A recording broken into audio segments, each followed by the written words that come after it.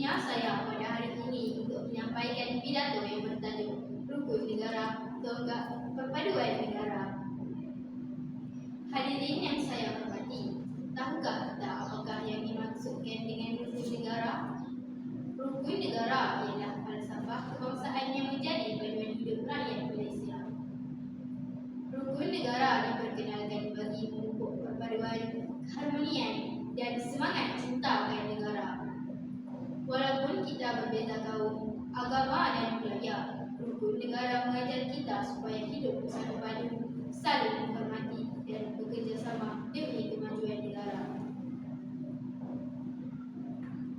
Hadirin sekalian, rukun negara mempunyai 5 prinsip yang sangat penting.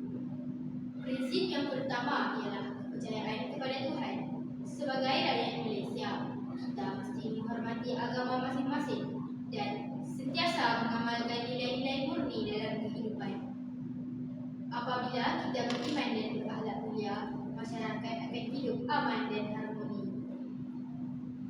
Prinsip yang kedua ialah kesetiaan kepada raja dan negara. Kita perlu menghormati Yang di-Pertuan Agong dan pemimpin negara serta menunjukkan rasa cinta kepada tanah air. Sebagai murid, kita boleh membuktikan semangat patriotik dengan menghormati jalur gemilang, menyanyikan lagu negaraku dengan penuh semangat dan menjaga nama baik negara. Seterusnya, prinsip yang ketiga ialah keluhuran perlembagaan. Perlembagaan ialah undang-undang tertinggi negara yang menjamin hak dan kebajikan semua rakyat. Oleh itu, kita perlu menghormati peraturan dan memahami bahawa setiap rakyat mempunyai hak serta tanggungjawab. Prinsip yang keempat pula ialah kedaulatan undang-undang. Tiada sesiapa yang boleh melanggar undang-undang sesuka hati. Sebagai murid, kita boleh mematuhi peraturan sekolah berdisiplin, tidak membuli rakan dan sentiasa bersikap jujur. Sikap ini akan melahirkan generasi yang bertanggungjawab. Akhir sekali ialah kesopanan dan kesusilaan.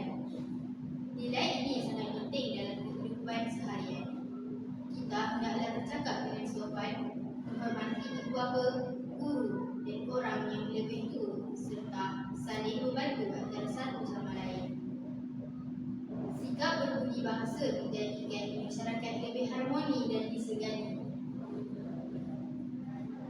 Hadirin yang saya hormati, sebagai murid sekolah rendah, kita juga memainkan peranan penting dalam menghayati rukun negara. Kita boleh berkawan dan berkira kaum, menghormati pelbagaian budaya, bergotong royong, membantu rakan yang memerlukan dan sentiasa mengamalkan sikap bertolak ansur. Perpaduan bukan hanya tanggungjawab orang dewasa, malah bermula daripada diri kita sendiri. Pak kata pepatah, bersatu kita teguh, bercerai kita roboh.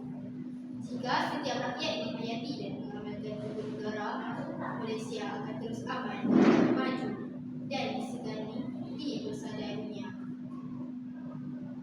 Sebelum saya mengakhiri pidato ini, marilah kita bersama-sama menjadikan rukun negara sebagai